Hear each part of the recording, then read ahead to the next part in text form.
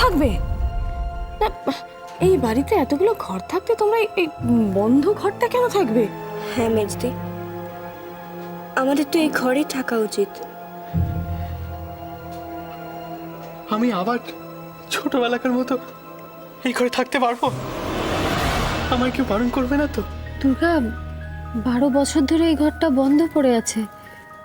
12 বছর ধুলোর পাহাড় হয়ে আছে নিশ্চয়ই ভেতরে। আর 12 বছর ধরে আলো বাতাস কিচ্ছু ঢোকেনি ঘরে। তোরা কি করে থাকবিটা কি করে ঘরে? হ্যাঁ, তাছাড়া আজকে তোমাদের ফুলসজ্জা, আর ফুলসজ্জা এই ঘরে এখন কি করে হবে? সব হবে, তার আগে এই ঘরের দরজা আমায় খুলতে হবে।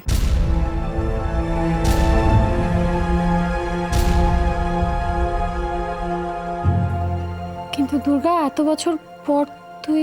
তিতলি, দুর্গা তো ঠিকই বলছে।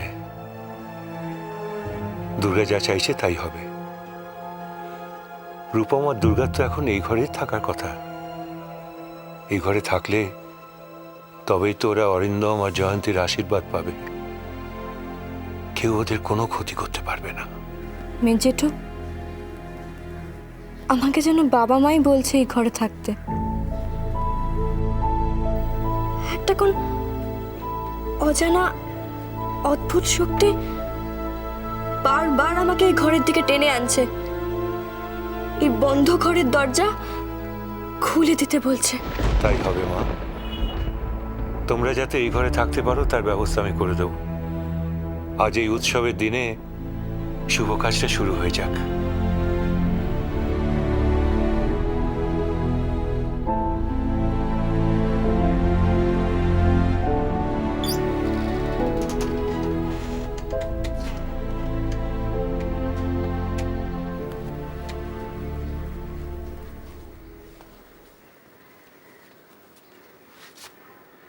কি ব্যাপার দামিনী?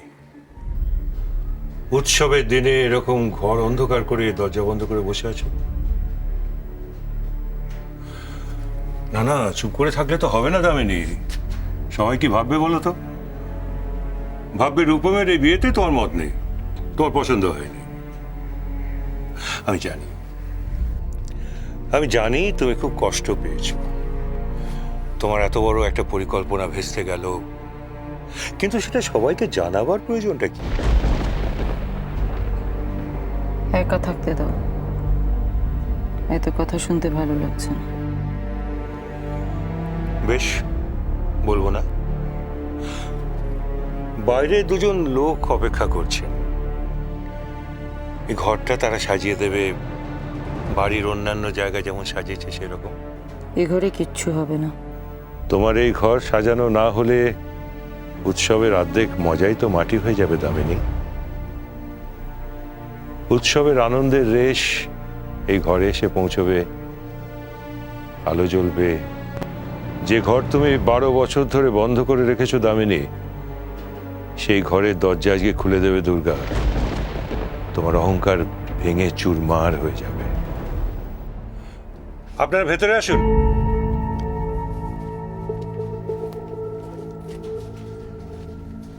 সমস্ত বাড়িটা উৎসবের জন্য যেমন সাজিয়েছেন, এই ঘরটাও সাজাতে হবে। খুব সুন্দরভাবে সাজানো চাই কিন্তু।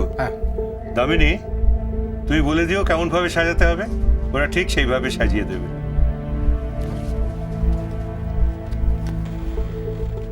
তাহলে এই ঘরটা কি গোলাপ ফুল আর এ ঘর সাজানো হবে না। কিন্তু উনি যে বললেন। বললাম তো এই ঘর সাজানো হবে না। যান এখান থেকে।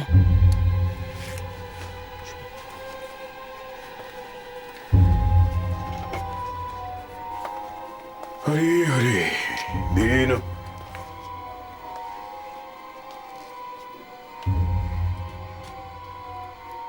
অন্ধ হলে কি প্রলয় বন্ধ করা যায় দামিনী?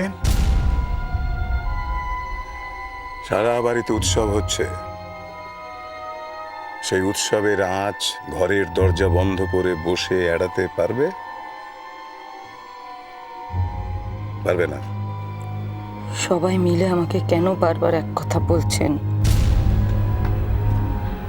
আর বলবো না। শেষ সংবাদটা দিতে এলাম। জানি এরপর আর সংবাদ দিয়ে তোমাকে কোনো লাভ হবে না। জয়ন্তীর ঘরে ফুলশয্যার খাট সাজানো হচ্ছে। আজ ফুলশয্যার রাত। রায়চৌধুরী বাড়ির উত্তরাধিকারী এলো বলে তাকে বরণ করে নেওয়ার জন্য তৈরি হয়ে নাও। অবশ্য এছাড়া তোমার কি বা করবার আছে? দীনবন্ধু আমার মতো তোমাকেও শোক সহ্য করার ক্ষমতা দিন। আরে দীনবন্ধু,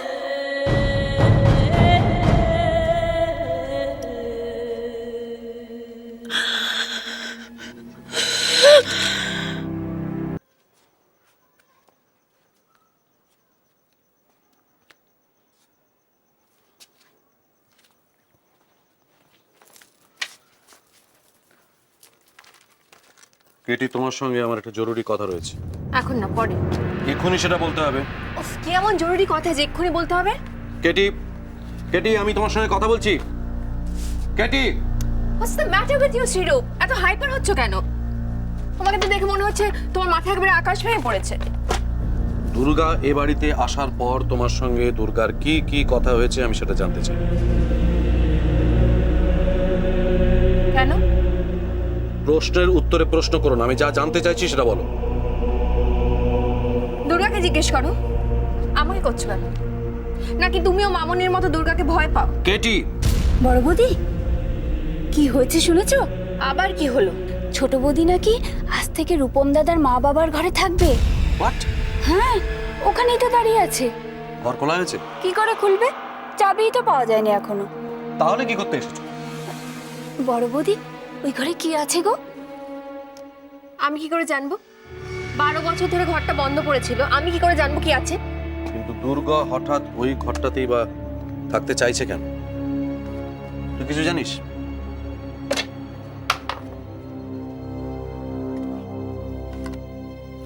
নিশ্চয়ই কোনো কারণ আছে। নিশ্চয়ই ও জানতে পেরেছে যে ঘরের মধ্যে কোনো রহস্য আছে।